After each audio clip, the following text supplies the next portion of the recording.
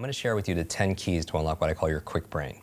Right? These are the 10 things scientifically proven to help you be faster, smarter, and better, to optimize your brain health and your fitness. And now, every single thing I'm going to say, nobody's going to debate. Right? They're going to say, yes, of course. But common sense is not common practice. So what I'm going to ask people who are watching this is to rate yourself 0 to 10. How well am I doing in this one area? Like in terms of how I'm eating or exercising or something. And then you'll notice, everyone wants to know what the magic pill is. There's no magic memory pill.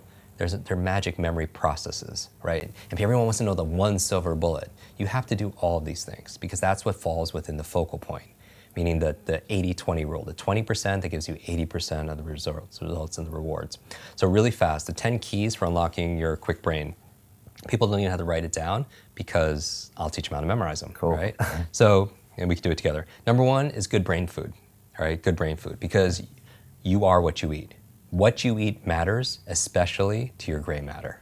What you eat matters, especially to your gray matter. So we did a whole episode on my top 10 favorite brain foods, and I show people how to memorize it in 2 minutes. I mean, it's wild, but there's certain foods that are really good for your brain, and you probably eat most of these foods as you are, because I know you're very... Blueberries, yeah, all like blueberries is like, I call them brain berries, and avocados and the good fats and all of them. Okay. So there's 10 of them that I recommend, and so they're really excellent. They're very neuroprotective and such, including dark chocolate. So dark chocolate is good. What's good for your mood is generally good for your mind. But so a good brain diet is number one. So just rate yourself on a scale of 0 to 10. How good is your diet? All right. Number two is killing ants, automatic negative thoughts, your self-talk. And so what I would recommend people, 0 to 10. How does that feel? How well are you doing? And not only that, but maybe going on a little fast or a cleanse. Like we cleanse the food we eat and things we put in our body, but what about the thoughts that we're putting in our body? They try to do 30 days of no negative thoughts. I mean, yeah, one day, or not complaining or something right, like no that. Complaining challenge, because it's just, again, people get so addicted to these things like complaining and whatever you're rehearsing. You're literally rewiring your brain to get more of that. It's not law of attraction. There's a law of action that's going on. That makes it, because all behavior is belief-driven. And so you're wiring your brains to be really rehearsing those things. That's why they say that the fearful person, like a fearful person dies 1,000 times, like a coward dies 1,000 times in their mind, and non-coward, like a brave person dies just once. Because every time you're rehearsing, oh, I'm scared of public speaking, you do it over and over again, not only do you get the fear of it every single time, because your mind doesn't know the difference between something you vividly imagine and something that's real. Literally, if you were to put on a brain sensing device, the same parts of your brain that would light up if a dog walked in, you see what parts of your brain lights up, and if you imagine that dog walking in, the same exact parts of your brain will light up. So the mind doesn't know the difference. It's the most powerful tool you have is your imagination. I mean, it's crazy. Like when I was saying that, Don Miguel Ruiz, who wrote the 4 Agreements, was there. I called him on stage. I was like, what's your superpower? And he was like, Jim, my superpower is like everyone's superpower here. It's the superpower of imagination, right? Because knowledge is what is, but imagination is really what could be. And there's this crazy study called the counterclockwise study by Ellen Langer out of Harvard. And this is valuable for people. In 1979, she was in a nursing home, and she was like, this is really depressing. Why? This is the worst environment to spend the remaining years. So she took 8 of them out and put them into a monastery. But what was different is she made it so it was in 1979 in there. She decorated it like it was 1959. So the Time magazine cover was from 1959, black and white television show, whatever's there. She took out all the mirrors so people couldn't see themselves. And these 8 men walked in with canes, and they did testing with them. And they tested their focus, their senses, their memory, their physical strength, and took pictures of them and all that. And then they took a control group, put them in, 8 guys in a room that she didn't decorate it. She just said, reminisce like it was 20 years ago. And that was the difference. 1 week later, just 1 week later, they come back. The guys come out, and these guys didn't even look like the same guys. Many of them didn't even walk out with their canes. But they tested them empirically. Their sense of sight was better. Their sense of hearing was better. They had stronger muscular strength, right? And on top of it, all of that, they took a picture of them before and after just 7 days, and they took a focus group, people that don't know anything about the study, and they showed them the 2 photos side by side, and they said, which one is the younger one, right?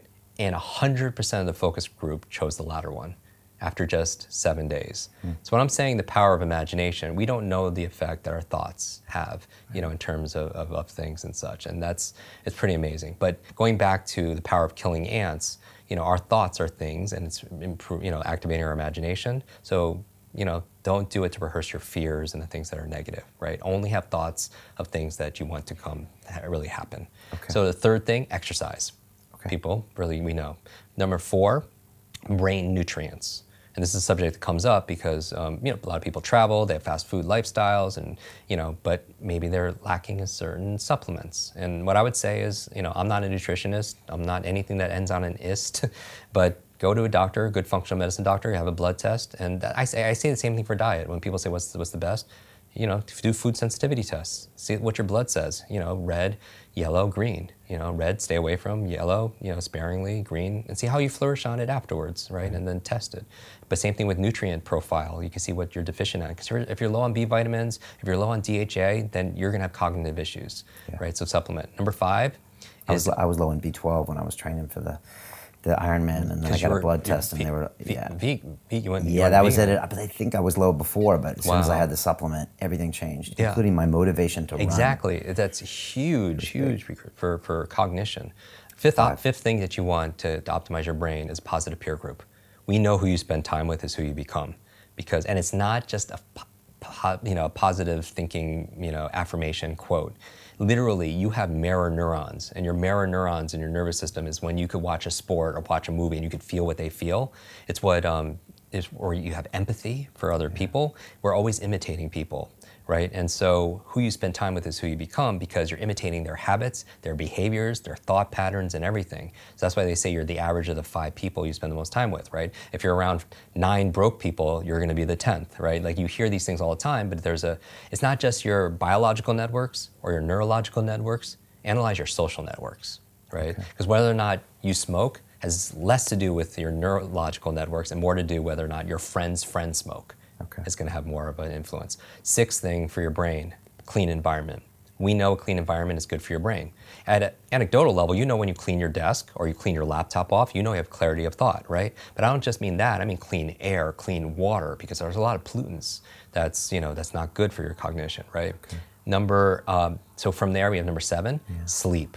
This is a big one for so many people, Brian. I don't know how your sleep is, but it's getting better. Yeah? Yeah, but I've always tried to hack it and work on it. And I've done the screen thing and the blue light, but look, it can be better. Yeah, I mean, sleep is so important for your brain for 3 reasons. Number 1 is where you consolidate short to long-term memory. Everyone who pulled an all-nighter back in university, that hurt you because you need that sleep. Number 2, it's where you clean out the plaque that could lead to brain aging challenges. And that's what the latest research is saying in terms of leading to dementia and such. And then the 3rd reason is because when you dream. And here's the thing, you're like, what does that have to do with anything, Jim? It's like, you don't know how many amazing ideas and invention, literature, works of art came in dream states. Like, did you know, like I mentioned Mary Shelley, here in London, Frankenstein came to her in a dream. Paul McCartney came up with Yesterday in his dream. Like a chemist came up with the periodic table in his dream. Elias Howe created the sewing machine in his dream, right? Like, what are you dreaming about late at night? Because when you are working all day and you're learning all day, your brain doesn't shut off at night. At night, it's more active. People don't realize that. You think it's just not happening. It's actually more active, and it's coming up with solutions, and it's integrating stuff in the form of dreams. But when you wake up, most people forget their dreams. You write your dreams down when you wake up. I do. I have 6 things I do. In my morning routine episode where I talk about the very first thing I do is the 6 steps on how to remember my dreams, because there's gems in there. Every single day there are insights and inventions and things that my unconscious is just, and that's how you can get like all that extra time back, through that. And we did an episode on lucid dreaming, how to be aware and awake but still get rest. But so all of this is important, but sleep. Number 8 is brain protection. Meaning that, like I work with a lot of athletes, high performer athletes. Concussions are a big deal, right? And I've had a number of TBIs, traumatic brain injuries. But not just that, I did a whole episode on electromagnetic fields. Like, people don't realize that, like our smart devices, like our brains didn't really evolve to have like all this electricity like right by our brains, And I read recently that 90% of kids sleep with their phones underneath their pillows. I mean, who knows the effect that's having? So better avoid it. Protect your brain. Wear a helmet. And then finally, 9 and 10, ninth key to keeping your brain alive is new learnings. right? The neurogenesis and neuroplasticity means neurogenesis, you could create new brain cells the day you die. Science never thought that. Neuroplasticity is saying you could create new connections, meaning that Einstein's brain wasn't bigger than any of ours. In fact, it was smaller, but parts of his brain were very highly connected because he would do these theta state brain thought experiments, and every single time you have a new thought, you may create new connections, right? And so the way to improve neurogenesis, neuroplasticity, two things: novelty and nutrition. Okay. Just like when you're an athlete, just like training your body, you give it novelty or stimulus, and then you feed it with nutrition, right? And so that's how you build your mental muscles too. Finally, number 10, stress management. Stress management, meaning people don't realize it because it's invisible, but it's like you don't realize how much stress you're under until you're on vacation or you're getting a massage. You don't realize because it's all there all the time. It's like the fish that they don't see the water because it's there all the time. So what are we doing to cope? To, meditation, relaxation, massage, yoga, whatever it is that gets us stressed. So those are the 10 keys. So I'm gonna teach people right now how to memorize all 10 in a few minutes, literally a few minutes. Yeah. So this is a great technique to use when you need to give a talk. Like if you need to give a presentation and you don't wanna rely on notes, this is a great way of having your key points. This is different than me teaching like the actors how to memorize things verbatim because they need to remember word for word. Okay. Like poetry, but this is like 10 keys, right? Because you do public speaking. We met at public, speaking events and such. So if you're on stage, the problem is you want to remember what you need to know. But if you have to answer a question, you come back and you're like, oh man, where was I? Yeah. This will tell you exactly where it is. And this is a 2,500-year-old Greek technique, ancient Greece, a Greek orator named Simonides. Basically, he was giving a poetry reading, and when he left, something really bad happened. The building collapsed and killed everyone there, and he was the lone survivor. So it was his responsibility to help the family members identify their loved ones, and he was able to because he remembered where they were all sitting. And we do the same thing. Can't you remember, like, recently if you had a dinner party, who was sitting to your left, who was your right? Yeah. Because as hunter-gatherers, we didn't need to memorize numbers and words. We needed to remember where things were. Where's the clean water? Where's the fertile soil? Where's the food? Where's the enemy tribe? That was our survival. So we store things in places. Okay. So this technique— Spatially is very important. Very much so. Okay. Because, so what I'm gonna do is I'm gonna walk everybody through my office. I'm gonna designate one place, 2 places, 3 places, 10 places. And then I'm gonna put each of the brain tips on each of the places. And that's gonna utilize visualization and place and tell people to remember it, because those are 2 huge principles in memory. Now, by the way, in the first place this, in the second place that, if you've ever found yourself saying that, that's where it came from. That languaging, if you've ever found yourself saying in the first place and the second place, it came from this 2,500-year-old memory technique. We don't use that anymore. Now I'm bringing it back as one of the techniques, but it's in our language. It's been there. Before we could write things down and everything else like that. We would remember these ways doing this. So everyone could take a deep breath, and if it's safe, close your eyes just to help you focus. Right. I want you to imagine you're on a plane. We have an office in Westchester, New York, which is a suburb of New York City. And I want you to imagine it lands in Westchester Airport, car picks you up. And even if you can't imagine it, just imagine you can imagine it. And just a car picks you up, you're in the back seat, you're going to my office. You get to the office, the first place is the parking lot. So we could just repeat out loud, everyone. What's the first place? Parking lot. Parking lot. And when you get out of the parking lot, I want you to imagine the first brain tip, there's a good brain diet waiting for you. And a big brain buffet. I mean, just like blueberries and avocados and green leafy vegetables. Walnuts are really good for the brain. They actually look like brains. Dark chocolate, right? Turmeric, very lowers inflammation in your body. And so you're there and you're just having a big food fight. Super brain soup. In the parking lot, right? Okay. And it would never happen. You're like, Jim, this is so childish. But who are the fastest learners? Children, right? Musical instruments, languages. Be playful here. Number 2, you walk over, there's a waterfall, creates a moat around the building, so you cross a bridge. The second place is the bridge. What's number 2? Second place is what? Say it out loud. The bridge. The bridge. And when you're crossing the bridge, you're killing ants. Okay. You're stepping on ants, automatic negative thoughts. These big ones the size of rats. Exactly. And use your imagination, because that's like Don McGraw really says, that's your power, right? Your superpower. Okay. Stepping on the ants. Great. From there, you go into the building. The third place, you get into the third place, the elevator. What's the third place? Elevator. Elevator. And everyone who's with us right now, say it out loud also, so that you get your auditory memory. Third is the elevator. You walk into the elevator and you start exercising. That's the third brain tip, exercising. So whatever exercise is for you, you have your personal trainer in there, maybe you're doing your yoga, whatever it is, your burpees, whatever you got, do it in there. But see it and feel it. You can't just hear it. You get out of the elevator, you get to the fourth place, which is the hallway. You walk into the hallway. What's the fourth place? Hallway. And you're walking in the hallway, and all these brain vitamins are there on the floor. Big bottles of brain vitamins. Maybe you're tripping on the brain vitamins. You see the omega-3s, the DHAs, the ginkgo bilobas, your vitamin B, your B12s, all your brain vitamins, and you're like Indiana Jones, Lara Croft, you're jumping over the brain vitamins. I'm in the hallway of the movie The Shining, like the kid with the... Perfect. I think I'm in that hallway. Perfect. That's number 4. You open up the door to the office, and immediately to the left is the 5th place. It's the closet. And so what's the 5th place? Say it out loud. Closet. You open up the closet, and inside is your 5th brain tip, is your positive peer group. I want you to see all your happy friends in the closet. In the closet. All your happy friends are having a cheery, amazing time, high-fiving each other, happy friends in the closet. They're encouraging you, they're challenging you, they're cheering you on. Great, you're halfway there. From there, you go to the 6th place, which is the receptionist. What's the 6th place? Receptionist. And the receptionist is cleaning the environment, cleaning the air, changing the air filters, vacuuming, mopping, and everything is obsessively clean, all right? Okay. Clean environment. Okay. From that, behind the receptionist is the 7th place, is the fish tank. So what's the 7th place? Fish tank. Fish tank, beautiful tropical fish tank. And in there, you want to remember sleep. So just see Nemo and Dory sleeping. But don't just make it regular sleep. They're in their pajamas, they're snoring, they are in their bunk beds. See and feel what that would feel, imagine that. If it makes you laugh, remember, information alone is not memorable. Information combined with emotion becomes a long-term memory. So they're sleeping. Now, from there, you walk to the classroom, because you're going to take our speed reading class. The door to the classroom is the 8th place, the door. What's the 8th place? The door. The door, and it's locked. So how do you open it? You just put on your helmet, which reminds you of protect your brain, and you headbutt the door open. Not that that's very good for your brain, but it shatters everywhere. But the helmet is what you want to remember. Protect your brain. Okay. From there, immediately up front is a whiteboard. That's the 9th place. What's the 9th place? Whiteboard. Whiteboard. And I'm there. I'm there, and I'm drawing on there, teaching you. And what am I teaching you? I'm writing these 2 words, new learnings. New learnings. And I want you to think about the marker. Think about what your favorite color is. What's your favorite color? Red. Red, and it's red. I'm drawing that in red, new learnings, because new learnings makes neurogenesis, neuroplasticity.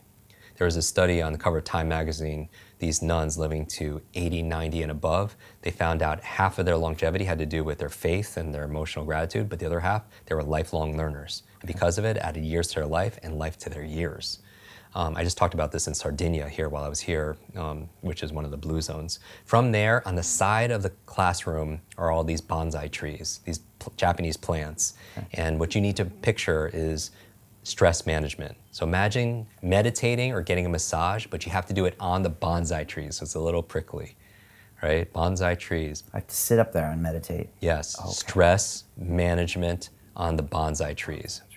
Maybe you're meditating, whatever gets you out of stress. Maybe you're having a glass of red wine, but sitting on the bonsai trees, right? Okay. Perfect. Now open up your eyes. Okay. That was fun, by the way. Yeah. That's the thing. And it's a great exercise in focus, creativity, and imagination.